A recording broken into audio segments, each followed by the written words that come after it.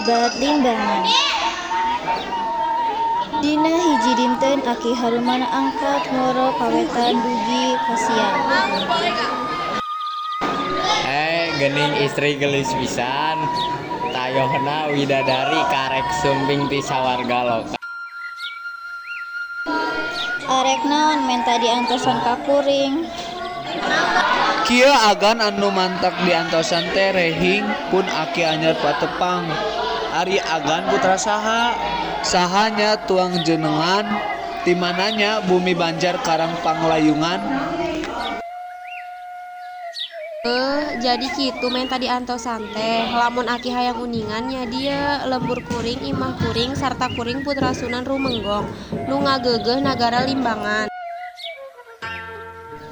Ari Aki ti palih mana? Ari lembur Aki mah ti nagara Pajajaran rencana Kanjeng Prabu Siliwangi. Pertemuan sareng Nyi Putri ti Limbangan dicarioskeun ku Aki Haruman ka Prabu Siliwangi. Dumasar kana kajadian ieu, Prabu Siliwangi namina gunung eta kalayan nami Gunung Haruman.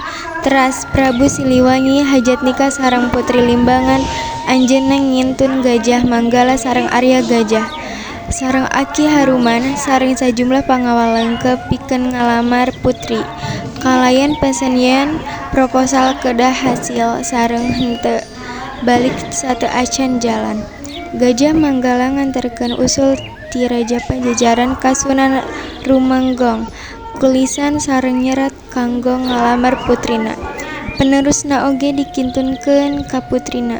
Tapi Nyi Putri nolak ku alesan yen Prabu Siliwangi parantos ngagaduhan langkung ti 100 istri.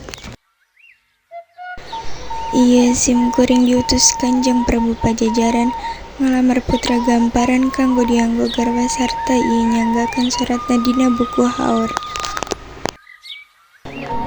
Nyi Roro teras wae ngaleungit tina pandangan manusia.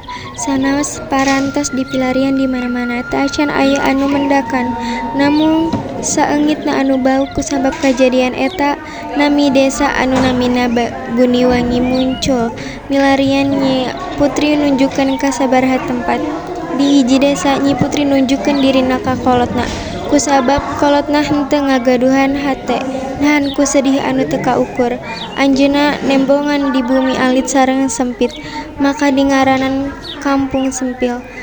Nyi Putri dipasihkeun ku bapakna pikeun narima wasiat Raja Pajajaran.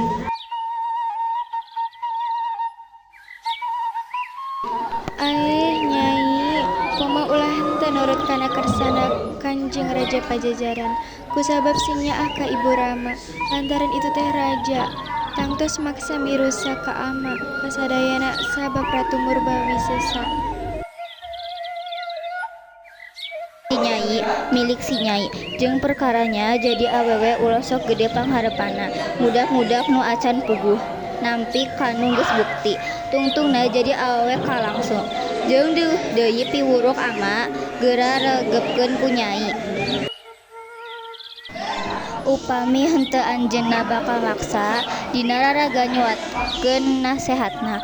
Anjeunna oge nyarios yen aya 5 pihak nu kedah dijaga, nyaeta guru, raja, kolot mertuana sareng duduluran anu pangkolotna. Nikah sareng Raja Pajajaran dipigarep ku sepuhna pikeun ngalahirkeun turunan raja. Akhirna Nyi Putri kersa nampil usul Prabu Siliwangi. 10 tahun satuluyuna Saatau 10 tahun Nyi Putri kagungan 2 putri ti Raja Pajajaran nyaeta Busdewa sareng Liman Sanjaya. 2 marangkali eta dibawa ka Limbangan ku Sunan Rembongan. Teras dijantenkeun Prabu dinya nemutkeun amanat Raja Pajajaran di 2 tempat anu beda. Basudewa janten Pati Limbangan kalayan gelar Prabu Busadewa sedangkeun Liman Sanjaya ngawasa daerah Dayeuh Luhur di Bulan Kidul sareng gelar Raja Liman Sanjaya.